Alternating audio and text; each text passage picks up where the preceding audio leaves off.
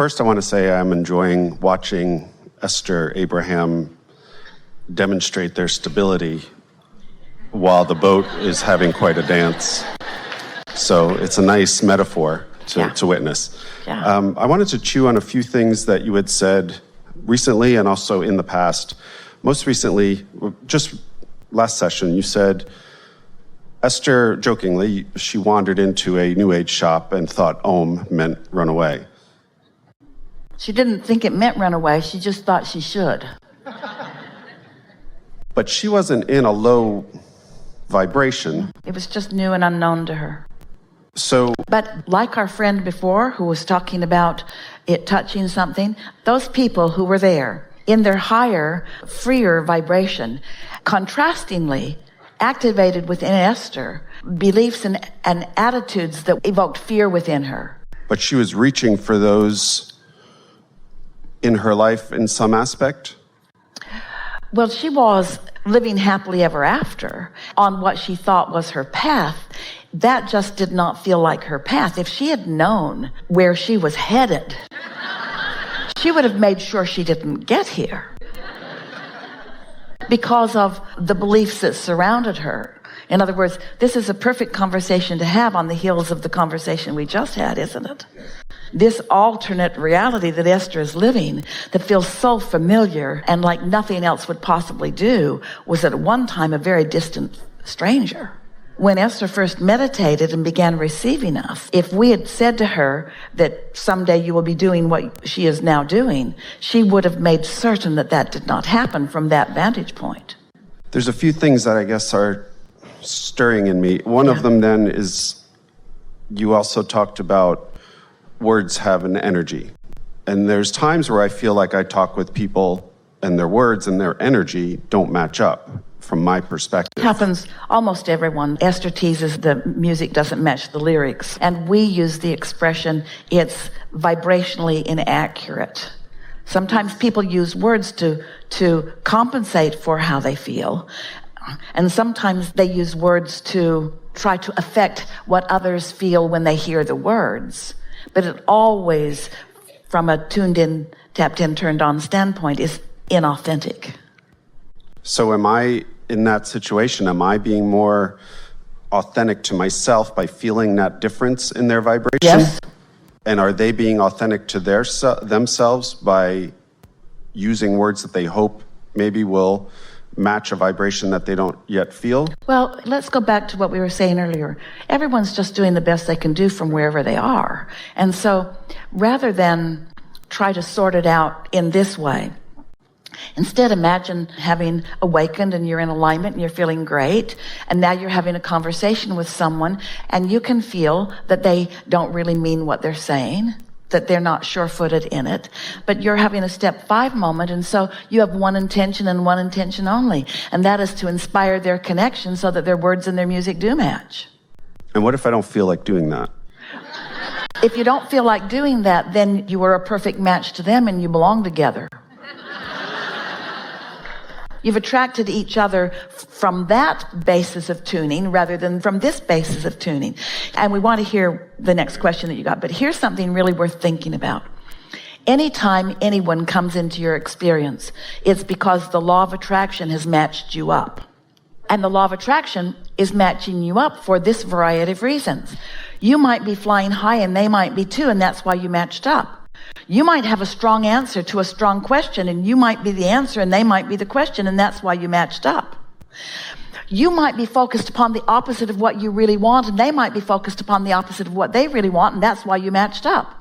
In other words, there are a lot of versions of this alternate reality, aren't there? And maybe I'm confusing some of the aspect then, but I feel like I've done personal coaching and I've trained coaches, and one of the things that I saw very often when someone first starts to learn about how to coach is they want to coach everyone.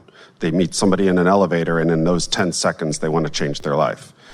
And as you go through it, you realize, unless someone is asking a question, there's no sense in answering a This question. whole seminar has been pointed toward the answer to that. Your intention is to come into alignment rather than affect outcomes. And I guess that's where I'm trying so to many get some people that clarity. are coaching, in other words, just even the word coach implies, I'm going to help you change. I'm going to help you change something. We're not implying that it's a bad word, but in using the word, if you can just remember that you're coaching them into alignment, not into behavior change. To want to coach behavior change, we know this isn't your thing, but for a lot of people it is, like religions usually. To coach behavior change is to try to don the status or the place of their inner being. So I know what you want, and I'm going to coach you into alignment with the thing that is right. Where coaching someone into alignment with who they really are is coaching them into their reason for being, coaching them into the intentions that they held while they were born, coaching them into their evolutionary experience. Ooh, what a difference that is.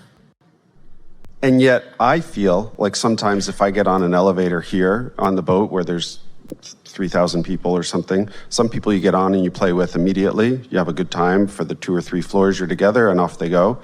And there's other people that I can feel we don't have anything to share with each other. And for me, that's discernment. That's the same skill I use for picking an apple in the supermarket. Yeah. A brown spotted apple is not an apple I'm going to choose today. If I was in a lifeboat for 30 days and it floated by, I'd grab it and hungrily eat it down. Yeah. So just don't be a desperate coach. Right.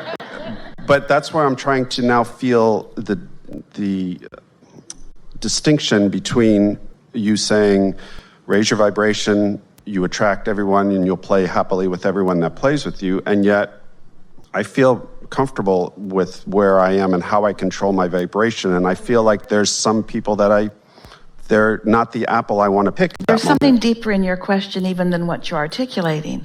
And that is, how do you choose the people to which you want to apply your coaching skills? It's not even about coaching. I'm not really talking about that. I use that as an analogy. It's just somebody that I want to interact with, talk to. We were applying the idea of coaching to the idea of communicating, uplifting. In other words, you're a born teacher. And so that's sort of always part of your vibration, even as you say the discernment that this isn't a good time is an important thing. So let's go back to what we were getting at. So as you are interacting with others, there is always a vibrational meeting.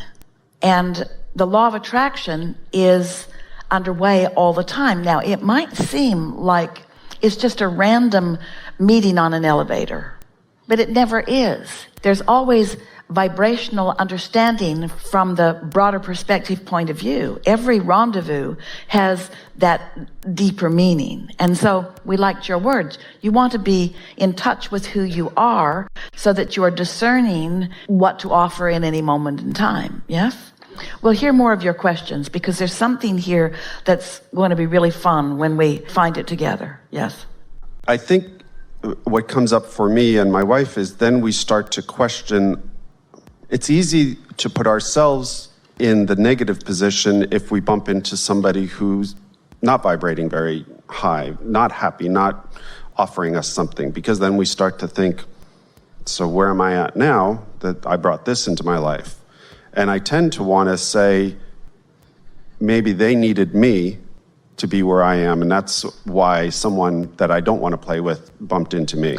Well, that is always the attitude that we would have about every rendezvous, is that, first of all, nothing is ever going wrong, and it is always working out for me. And since I am a teacher, and it is working out for me, then it is working out for them as well. This is where learning behaviors doesn't leave you in as effective a place as being intuitive to a situation. And being intuitive to a situation is all about that practiced alignment and sort of where we started this gathering a few days ago, the personal acknowledgement of what influence I'm under.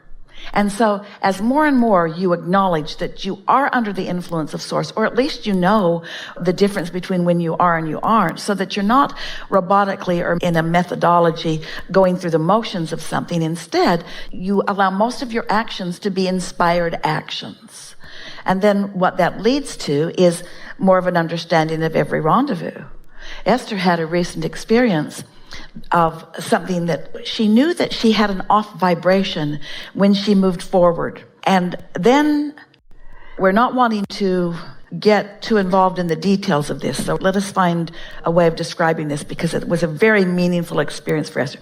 So she knew she was off and she took action anyway, because the situation was immediate and she can always take a path of least resistance. So what we're getting at, and we think it's what you're reaching for too, is if I think I'm taking the path of least resistance, and then I think I'm taking the path of least resistance, and then I think I'm taking the path of least resistance, am I on a path that's going to lead to no resistance? Contemplate that. Well, seems logical. The path of least resistance should lead to no resistance. But it also seems logical that if I've got resistance and I'm taking action from knowing I've got resistance, that shouldn't it get bigger? This is sort of where your confusion is happening, you and Esther too. Because if you don't decide that you're going to first make very sure that you're under the influence of source before you follow any impulse, then your impulses could lead you further and further from what you really want, because law of attraction is going to give you what you are actively vibrating.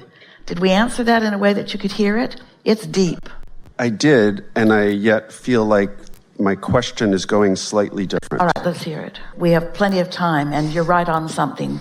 I'll state it from my perspective, what I think is how I live. Before you go further, we want to say to you, you are a really good coach. Before you go further, we want to say to you that your intent for uplifting is very obvious to us. Let us say to you that everybody who comes to you from their inner being's point of view wants to know what you want, but they have varying degrees of resistance. And that's what you and your mate are acknowledging, is sometimes they come and they don't seem ready. It's like their inner being dragged them to you and they're not ready to hear what you have to say. And I don't say it because I sense, and we sense, all the better, that they aren't really ready. All the better. So what is the obvious thing to do under those conditions? If their inner being dragged them to you and they're not ready to hear what you have to say, what's your purpose for being there? To thrive in their face. Okay. To be joyful in front of them, to be tuned in, tapped in, turned on, to be high on life, to be exhilarated to be alive. Not to ask them to do anything. You just demonstrate your own alignment. That's why their inner being brought them to you. Now let's take this a little further. So that means there are vibrational attributes of a problem that somehow match up the vibrational attributes of the solution, because it's the same stick, yes? The fact that you're on the same stick, you're thriving and they're not, you're prosperous and they're not, whatever, you're healthy and they're not, doesn't matter. It's the same stick. And so the law of attraction brings you together because there is a vibrational sameness on that stick. The question is, which end of the stick is going to dominate? And everything that we've been talking about in these days that we've been together is you being able to maintain your end of the stick while you're viewing their problem. And that's what the difference between a step 1 moment and a step 5 moment is that when you're tuned to it really often, and there they are, you're together because you've got the same stick going on, and you know something that they want to know, or even vice versa. But your intention has been for a while, you got out there ahead of it even before you met them, to be in vibrational alignment with who you really are. And so there they are, and they're not ready for your words, but maybe they are. There might be some inspiration that flows from you, and it might just be the playfulness that you have with each other or your zest for life. And that's usually what'll happen. There might be one exploratory statement or one insight, and if it's met with resistance or confusion, okay, it's not worth pursuing at that point. Yeah. Okay, I think I feel good with that. Just the word pursuing is worth considering, because you live in an attraction-based universe. And in an attraction-based universe, you need never pursue anything. Just establish a vibration that is steady, and what matches it will come to you.